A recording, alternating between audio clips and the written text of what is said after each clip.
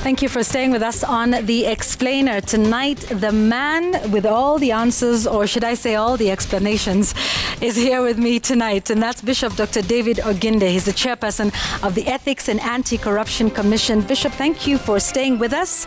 We'd already started part of this conversation, and I think I want to pick it up from there. Kenyans are waiting for a big breakthrough in the war against corruption, and perhaps one of those things will be seeing, serious convictions, high-level convictions. How will your time be different, and what can you promise Kenyans about that?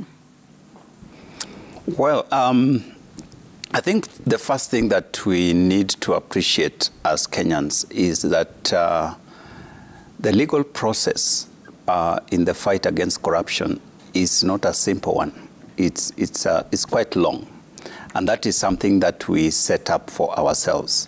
The Constitution provides for the protection of the individual until convicted, and we have seen that play out, for example, during election time, where people who have been suspected and sometimes even convicted are still cleared to run for office and so on, because they have not exhausted the full extent of the law. So that tells you that that journey from the time a person is actually prosecuted to the time they are convicted and case completed, it can take a very long time. And that is why we do not see these things, people falling like flies, like Kenyans would want to see. Unless, of course, there are actions like what the president did recently, where as the appointing authority in some of these areas, he can actually decide what to do and drastic measures to take. And that does two things. One sends a very good message to the rest of us that we should not venture in that area. But it also puts people on notice that this is not a good thing to get into, because sometimes the corruption or corrupt practices that we see are perceived to be protected. And so when that protection is removed, then we see something that is more drastic and more positive. But Bishop, even then, we've seen the president has laid off some people. They have been sacked and removed from office. But, the next step in, justice would be seeing them go to court, answer for their crimes. In the event that money was stolen, misappropriated, or misused, paid back. So right. Sacking is one thing, it sends a message, but then how do you take it to the next step? And that's where the EACC now comes in. Because EACC, we don't sack people, but we gather evidence, we collect information and put together a case based on the evidence that we have collected, which we pass on to the DPP. Then the public prosecutor, therefore, then is the one who decides whether that case has merit and takes it over to court. And that process of the judicial process then begins and runs its full length. That, from the time we hand over a case to DPP, it's like our task as EACC is almost done. Do you wish, though, that you could have more to say in the process, for instance, having prosecutorial powers? That would shorten the process.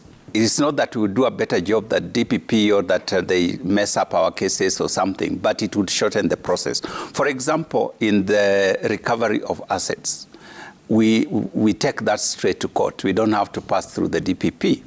And there has been greater success in that area because of that shorter process.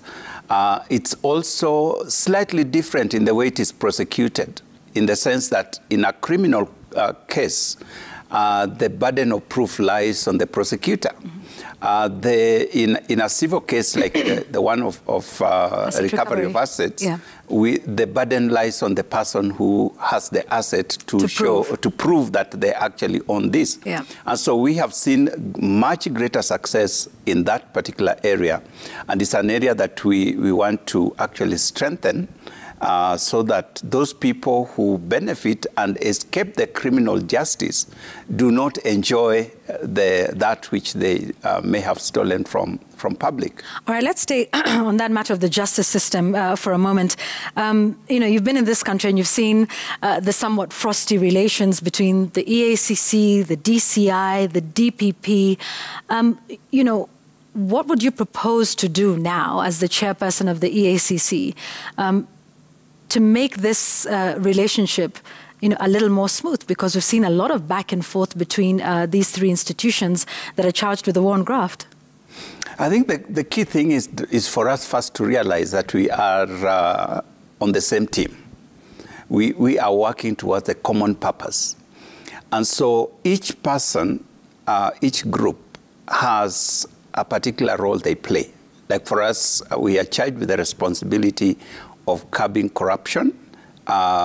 We therefore investigate those corruption cases, hand them over to DPP for prosecution. This is a team that is working together. So when we have better engagement, and that is now beginning to happen really, there's better engagement so that cases that are taken over to the DPP are not,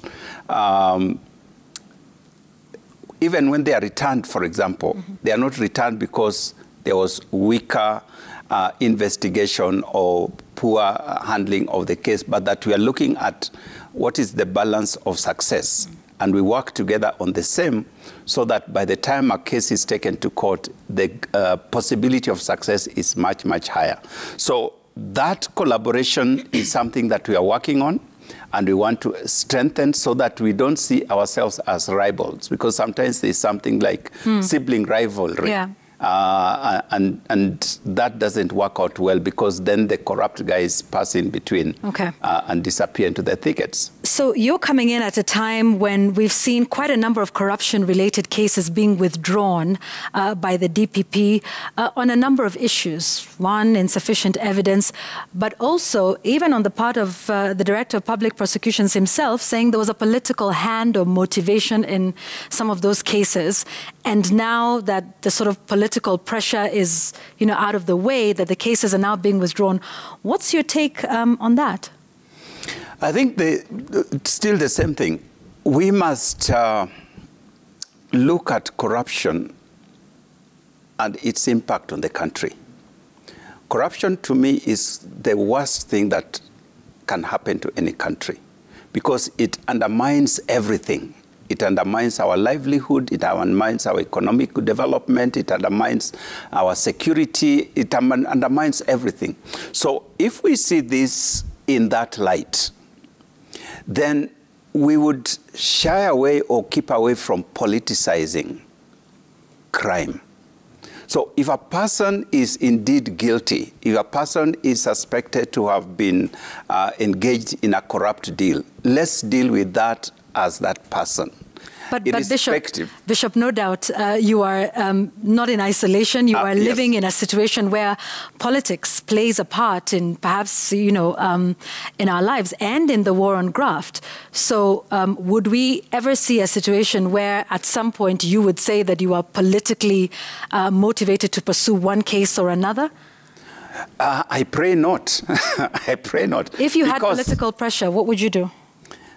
I would not yield to political pressure, because then why get into this space if you are going to play to the political gallery?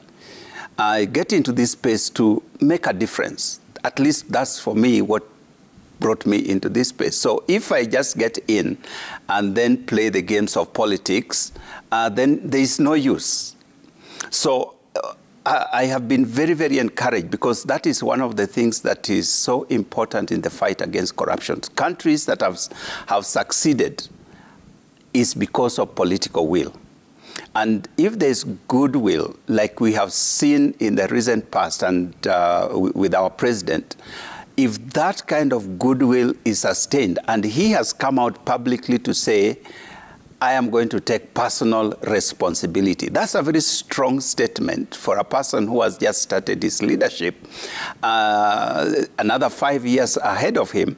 I think with that kind of commitment and resolve, that politics and politicization of graft, I believe, is going to be reduced, if not eliminated, because even the president is a politician, and therefore he may be put in a place where he may have to make certain considerations.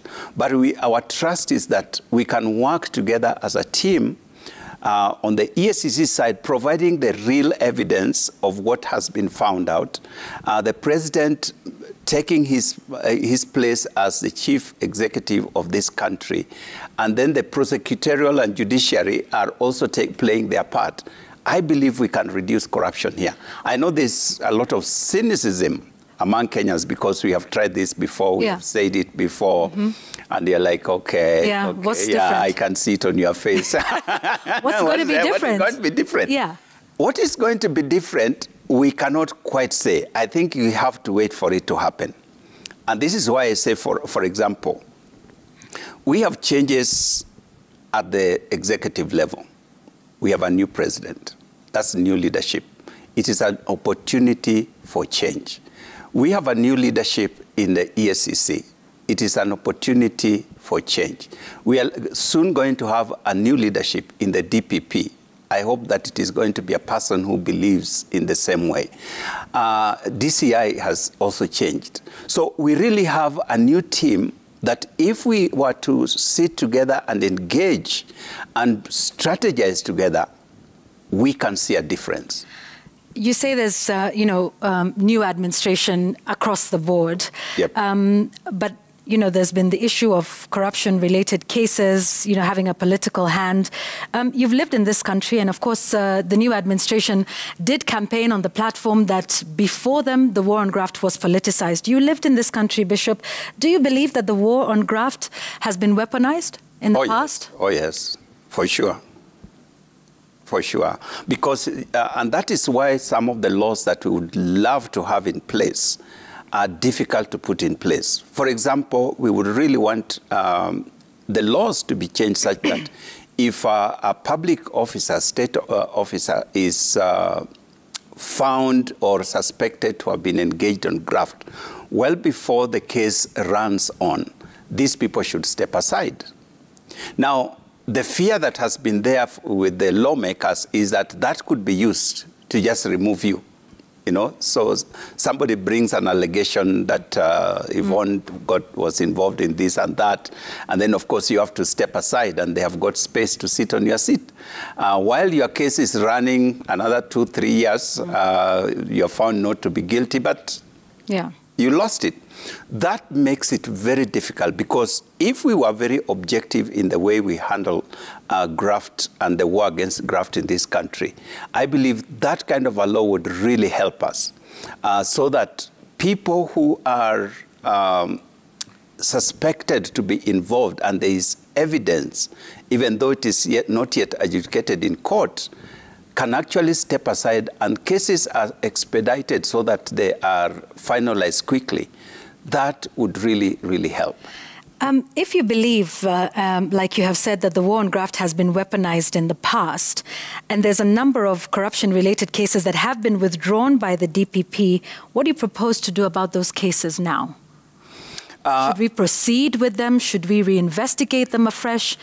Because, Bishop, money, wrongs were done. Money was lost, misappropriated, stolen even, and the purpose for which it was intended was never met. So what do you propose to do about those cases that have been withdrawn? Should they lay dead and buried because perhaps you believe they were part of a bigger war on the political front? Ours is to investigate every case that comes, irrespective of who the person is and their status in society. So we will still pursue those kinds of cases, and if there is evidence, then it has to be taken to the next level. Yeah, but these ones particularly that were withdrawn, do you think you're taking a second look at them, or what happens to them? Just to clarify that the war on corruption is not just in the hands of EACC. The DCI, the DPP, they are all part of this game. And that's why you find that what we were calling sibling rivalry earlier, which is unfortunate because criminal investigation lies in the hands of the DCI.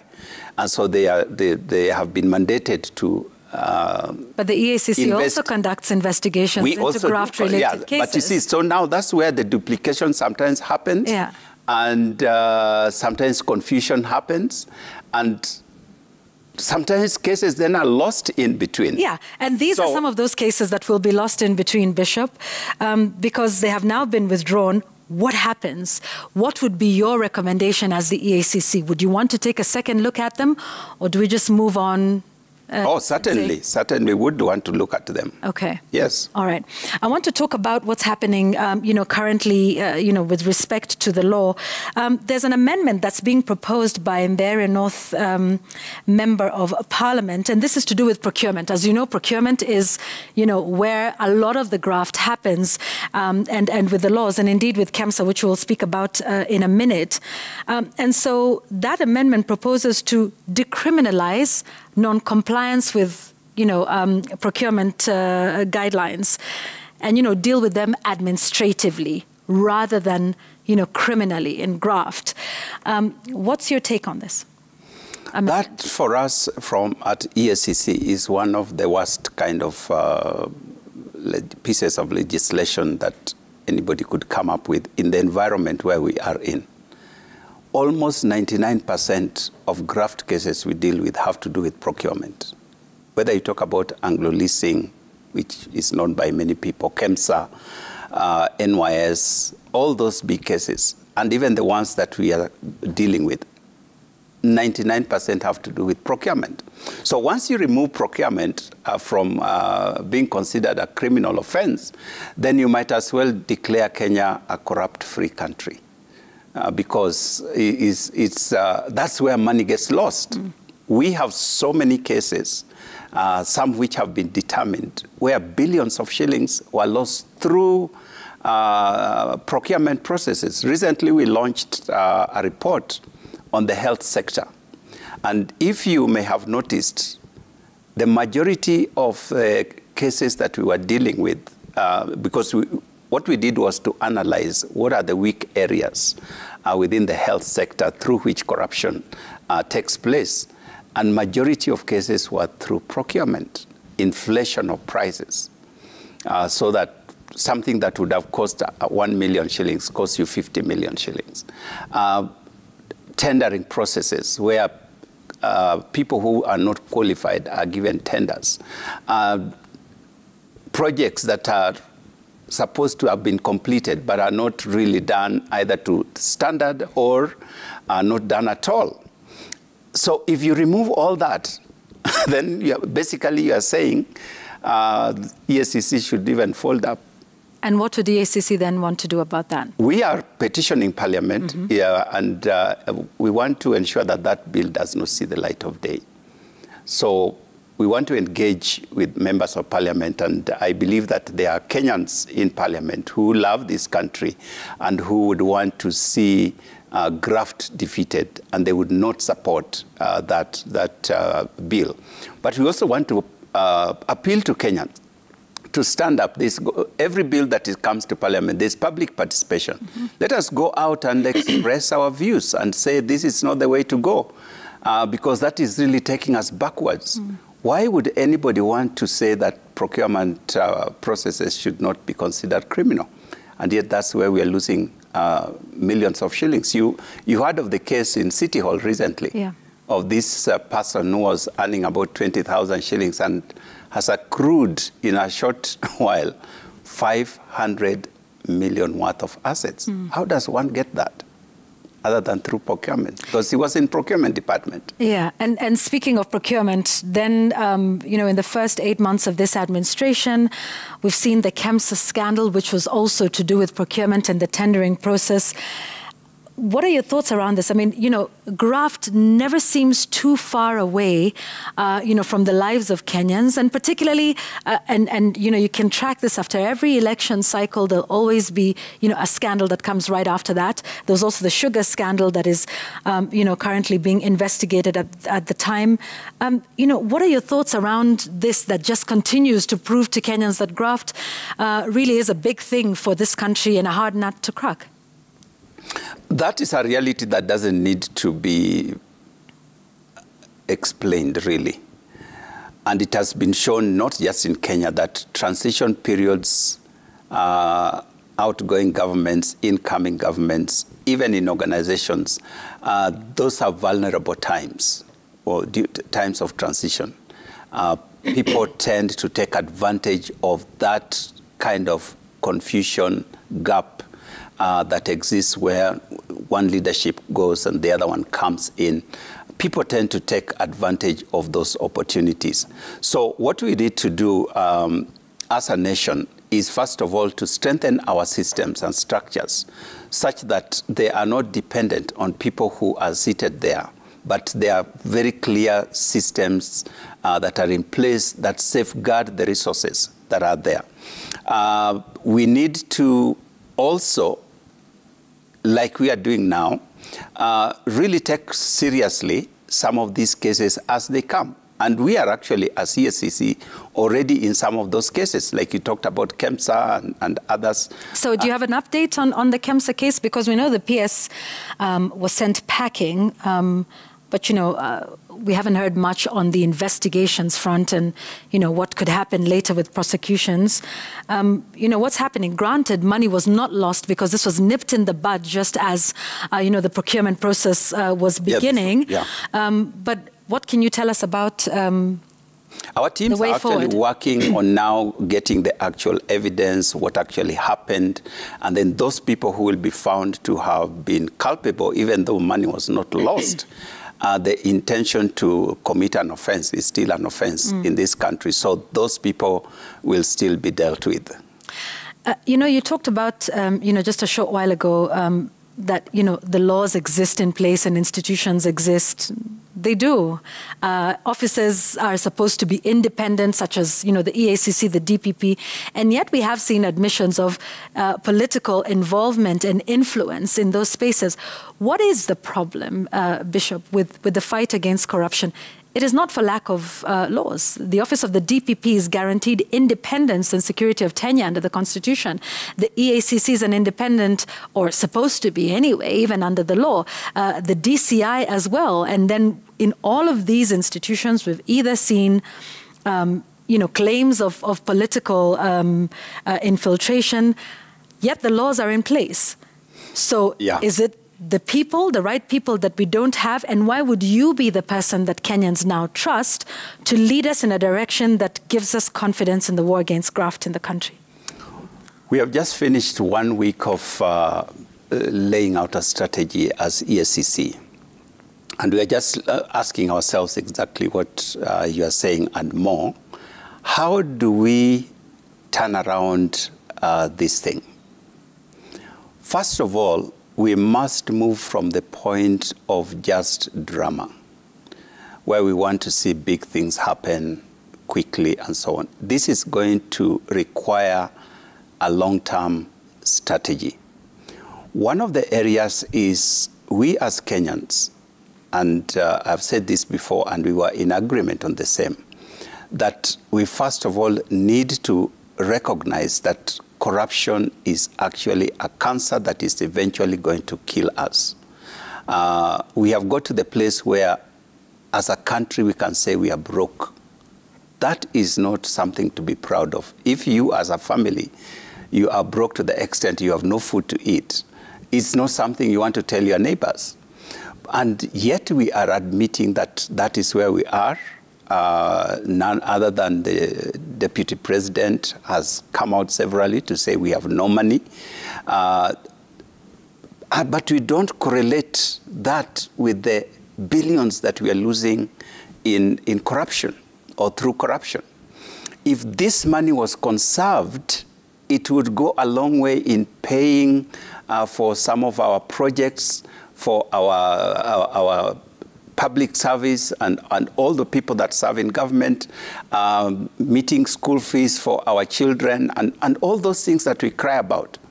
And yet there are few people who take this money and make it their own. So if we changed our mind about corruption and wealth, because there's a sense in which we as Kenyans celebrate the wealthy, or let me call them the rich, because they are not wealthy, the rich, without asking serious questions. But Bishop, they celebrate the rich because they get away with it. The rich who get their wealth through unorthodox means. How do they get away with it? Well, can the EACC tell us how they get away with it? They get away with it because even today I am accused of stealing 1 billion, 2 billion, whatever it is. I go to campaign trail, you vote me in. I don't go to parliament by myself. Why is it that Kenyans, we still celebrate those people? Shouldn't the EACC and the justice system be locking them up? We do. So that they don't even have to be on the ballot to begin with. I believe you are here before the last elections.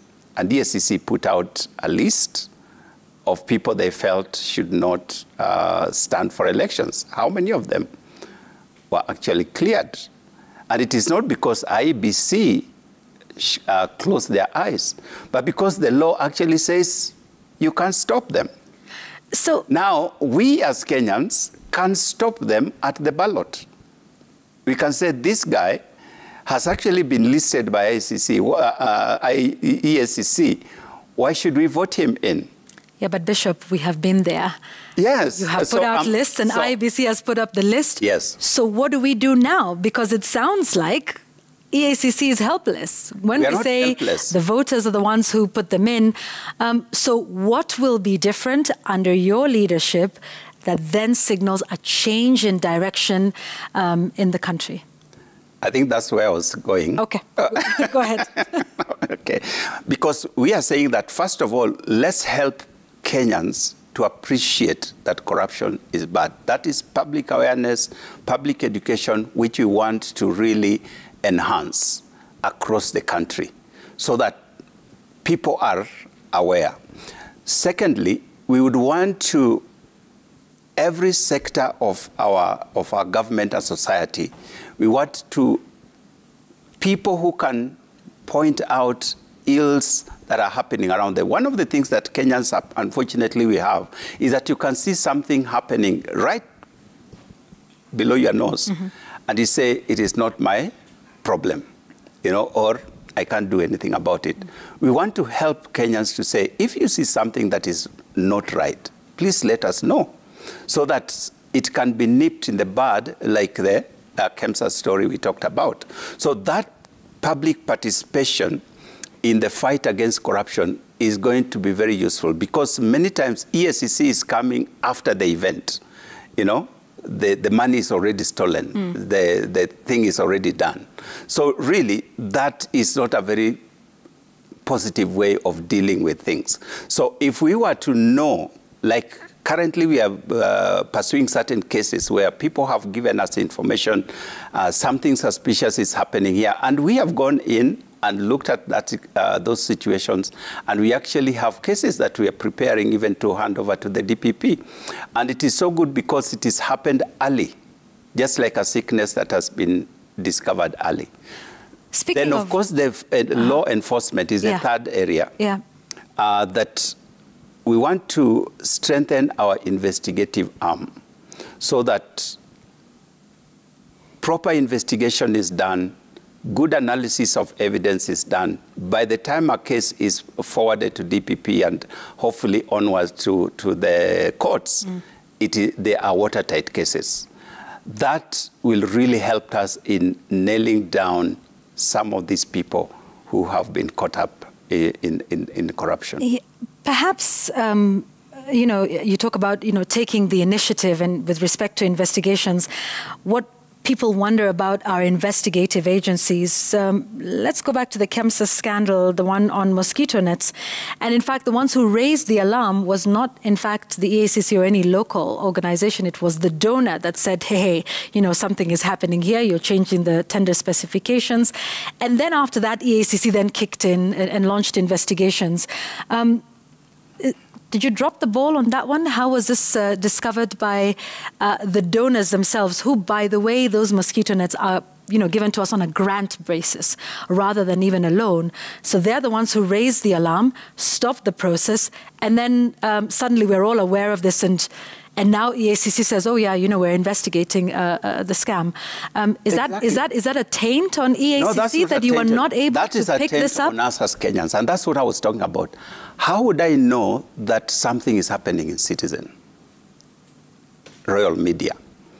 How would I Bishop, know? Just a moment. EACC is mandated by the Constitution, given laws, given powers, and investigators are supposed to, you know, be everywhere. Now, when we keep saying that it's the Kenyans who should say something, but with all due respect, it's not Kenyans who are sitting in your position as chair of the EACC. Just a moment. EACC, we can't be everywhere in terms of investigators. We have a total staff of 700. Out of the about 1,050 that we should have. A majority of those should be investigators. In some countries, they have put equivalent of EACC, up to 80% of the staff is investigators, who can then go into what you would call, like in the road, Kenyans are used to, accident-prone areas, you know, hotspots. Yes. Yeah. So you would know that this area is likely to be a hotspot. And so investigators are placed in such kinds of areas so that they can detect things before they happen. Now, even in those countries, you can't have investigators everywhere. So we rely on public to bring information so that if you as a Kenyan sitting in KEMSA, you are seeing certain things happening. The tendering process is not going the way it's supposed to go. You are supposed to raise an alarm and say, I'm seeing something here. I'm not sure that it is correct. Then we can come in and actually check. We may find that whatever is happening is okay. There's no problem. But if you keep quiet and you don't say anything, and then the global fund comes now to say, because they are the ones giving the money, and they are doing their analysis, and they are saying this is not going according to what we agreed, they raise the alarm, then that's when we come, because now they are the whistleblowers. So we need more whistleblowers in every sector of our society if we are going to defeat this thing. As long as we keep quiet, then we are not going to be able to defeat this thing. We need watchmen, actually. Each one of us to be a watchman, to say, I'm seeing something here and it's smelling a rat. Then we can come in. You've raised some issues about the staffing levels and you know, the sort of the caliber of staff that you would like to have more of, perhaps. Maybe that's an opportunity to speak about some of the challenges in the war against graft, and particularly at the EACC, and what you intend to do about them. One of the challenges, of course, is staffing. A relative of that one is funding, because investigations are very expensive. You need a lot of people who will go on the ground, gather data, information, bring it for analysis. We have people in all kinds of professions that you would want to bring in, depending on what kind of matter you are dealing with. So all these people are highly qualified individuals that need to have relevant equipment, relevant tools, relevant supplies, but more than that, even they themselves to be facilitated to be able to do their work. That requires a lot of money to be put into it. Now, one of the things we are hoping is that we can be given a good budget that can be able to help us to do our work in a more effective and efficient way. Well, thankfully, so far, we have had a very positive response to our request, but we never get the budget, the kind of budget that we are looking for. So if we can get that kind of budget that could facilitate us to do our work, that would go a long way in being a more efficient and more effective commission. Mm.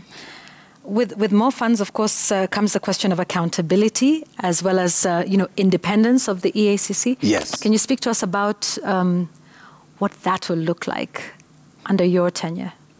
Our commission is, we are the leading in ethics. So one of the things we require and we practice is accountability. In the short while that I've been in the commission, and it's a very short while, but it has been a great opportunity to just meet the people, meet the staff, the leadership. I must say that we have a good team in the EACC. People who are committed to doing the right thing, and they are doing their work. So if we empower them and give them the resources that they need, I believe that we can deliver on this matter. The other thing that we would really want to see happen on matters of budget is to be given a designated budget, so that we are not in that place where we are constantly, we run out of funds, we have to go and seek so that we can be able to do our work. The kind of thing that the president did for the judiciary and the police. How much would be good? I don't mean the amount. I mean the designation. Yeah. That you know that if you have been given the budget, you actually have that money to be able to use it. But if you have to keep going back every so often, sometimes you get to that place where you are in the midst of something very critical, but you have run out of resources, you are waiting for it to be Does that interfere with the independence of the EACC? If you have to keep going for money as opposed to having your budget? If you have Has it in the past, do you think? Well, I've not been there in the past, so let me not talk about the past, but let me talk about the now. If you have a wrong person or wrong people, then they can starve you of the resources. So that would be not a good thing. But so far, like I said, there is goodwill, and we have not been starved. Okay. Yeah. I want to talk about what's happening in Siaya County. There's quite a bit of politics, but there's also allegations, of corruption and misappropriation of funds. Again, you can see all of these scandals or rumors or reportings of scandals coming, less than a year after, the last election in August last year. What is the EACC doing about the allegations of graft at Siaya County? We know there's a push and pull between the governor and his deputy, but there's also some issues on the table about how money has been spent. Can you give us an update on that? Yes, our team is in Siaya and looking at the situation there. We have some of the files to the very advanced level that we could easily, we could soon be presenting to the DPP, both of the previous leadership and the current leadership. So we are looking at that. Sadly, that is my county. I would like to see my county do better, and I believe that it will. So, but just in brief, we are in Siaya. Okay. Yes. I want to close our conversation by picking up on something that you have raised throughout this conversation, and that is goodwill. You've talked about goodwill that exists between the different arms that are involved, EACC, DCI, DPP. You even talked about goodwill with the national executive. Is goodwill what you're relying on? What happens if that goodwill runs out? Let me give you the example. When the current Director of Public Prosecutions came in, he also said the same thing. There's great goodwill.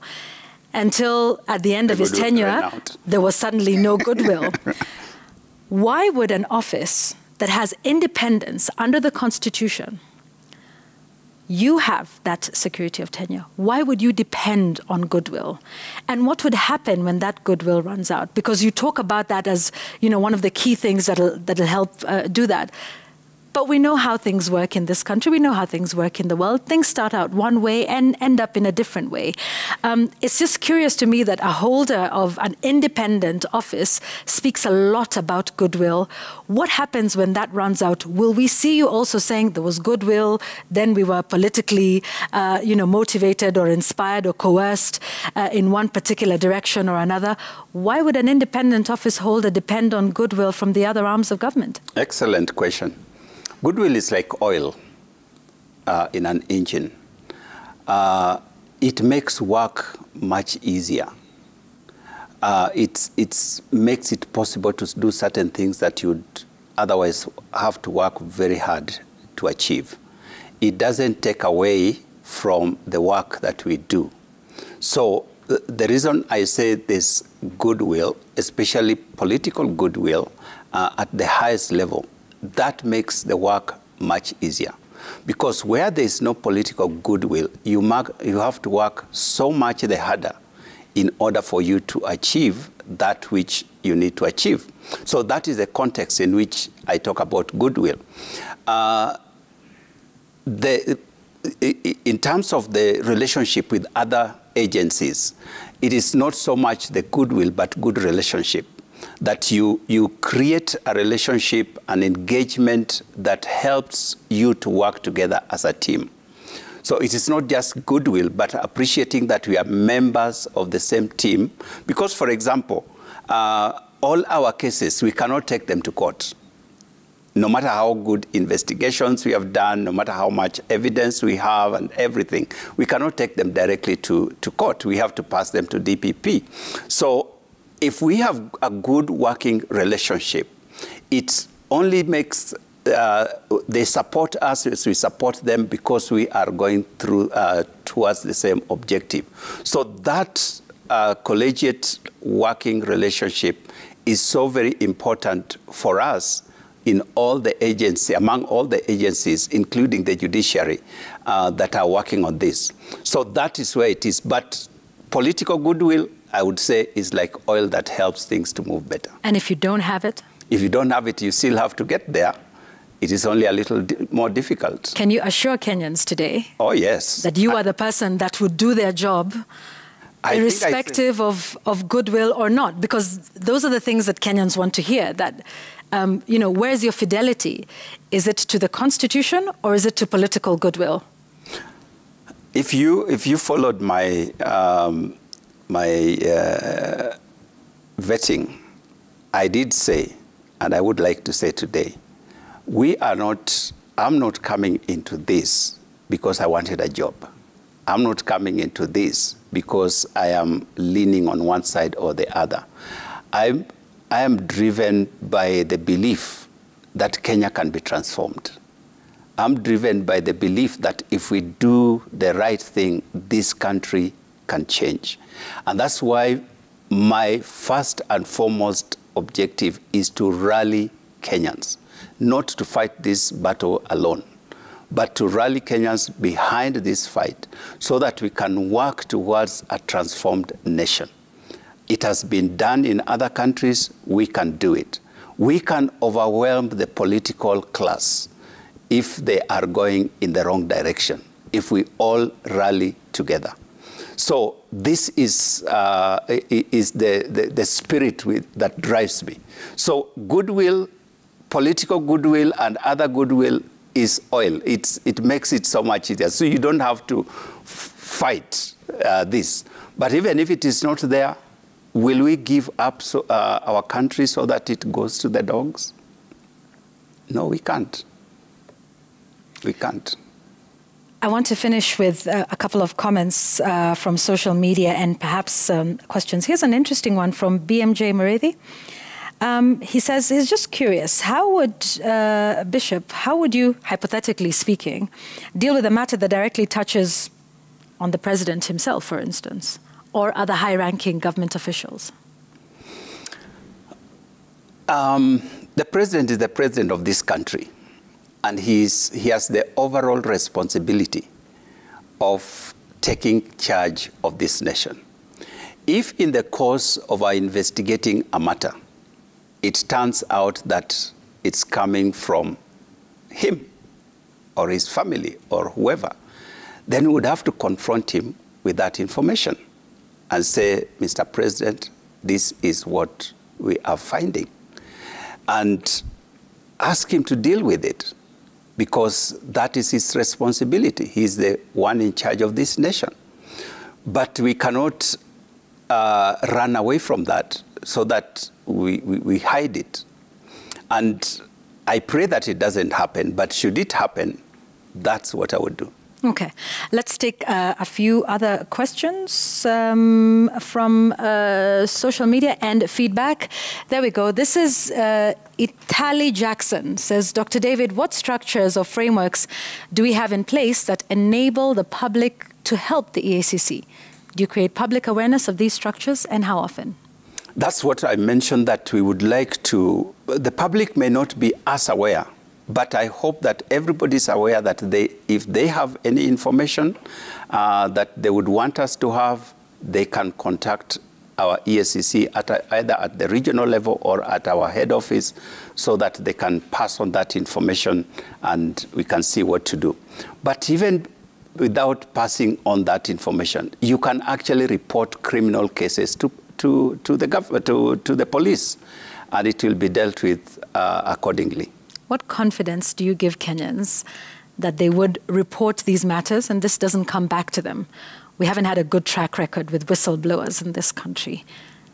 And you know it, yes. Especially of some of the biggest scandals. Yes. Yeah, either they have had to, I mean, including even, ones we have investigated here at Citizen Television, it is rough going for them. And that's why many people would say, I don't want to be involved because, you see what happens with others. With the Masai Mara University, we have reported that, and many a time it is civil society that actually comes up to provide them the protection that they require.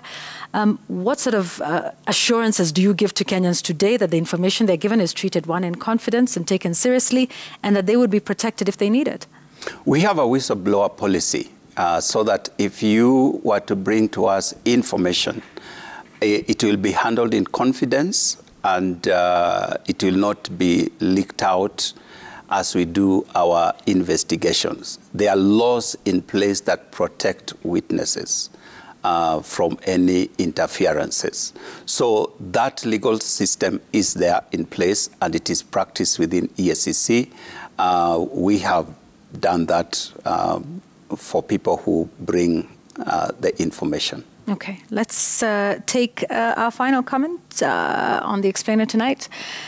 Bishop Oginde is a man of integrity and full of wisdom. I believe he's up to the task. His term as the presiding bishop at Sitam Church, he performed his work excellently.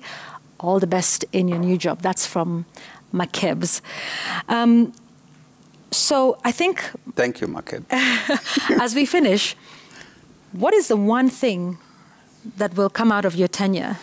One, maybe two, but one that will be markedly different, that at the end of your term, we will all look back and say, during Bishop's tenure, we saw 1, 2, 3 happen that we hadn't seen before. One of the things I would like in my time to see is a total change of attitude of Kenyans towards evil. Corrupt practices. We would like to see a situation where Kenyans appreciate doing things in the right way. We are in a situation where if a Kenyan goes into a public office and gets service without being asked anything, they get shocked. They come to tell you, I wanted this and I was served and nobody asked me for anything. That should be the normal. So I would like to see a situation where that will actually be the normal. That if somebody asks you for something, it will be the odd thing. And that's what we want to work on in the next 5 or so years. And how about the EACC itself and giving giving it the confidence that it requires? Because there's some who say, do we really need the EACC? We're fine with the DCI. After all, corruption is a crime. DCI can investigate it. The DPP will prosecute. Then the justice system will then take it from there. Do we need the EACC? Do we need the EACC? Perhaps you have heard me a long time ago, I said we don't. We don't ask from a philosophical point of view. And yet here you are. Yet here I am. Applying for the job and getting it and now chairing it. Now, in terms of, in the relation to DCI and the rest, is more focused action. So that DCI deals with all kinds of crimes, and we have many, okay? So putting a body that can focus on corruption is a positive. So, and yet we haven't sort of seen the outcomes of that. I think that is focus on corruption. I think that is a narrative that we generally have. We are launching our report, and it would be good to just look at it. The period between the last 5 years, we are launching our new strategic plan. It will include the successes and the achievements within the last 5 years. I was personally greatly surprised at the number of things that are achievements that are there that are recorded. One of the things that I have already actually mentioned even to our commission, and we are all agreed on, is communication. There's a lot that EACC does, but it's not communicated. The public is not aware. So the impression is that nothing is happening. Recently, if you look at the number of properties that have been repossessed, if you look at the finances that have been brought back into government, they run into billions. But it is not mentioned. People don't know about it. And so we keep saying EACC is doing nothing. It's a toothless bulldog and so on. That's one area we want to also change, so that as things happen, we let people know. It will serve double purpose. One is that hopefully there will be people who will rally behind us to help us in this fight. But secondly, it will let people know that if you are going to get into this space, you are going to be caught. Because the impression that nothing is happening, then it encourages other people to keep going. But actually, a lot is happening in EACC and the work that we are doing. So if you look at our report, and one of these days I could just come to explain, we could come and just explain some of the achievements that have been made in the recent past, then it will hopefully encourage Kenyans to know that this commission is doing some work. Indeed. And very positive work. We'll have to leave it at that. Thank you so much, Bishop Dr. David Oginde, just 2 weeks in as chairperson of the Ethics and Anti-Corruption Commission. We look forward to the work that you will do and your leadership, and to see where it goes, and hopefully to talk again sometime soon. Thank you. Thank you so much Yvonne, for being with us on The Explainer tonight. That's it for the show.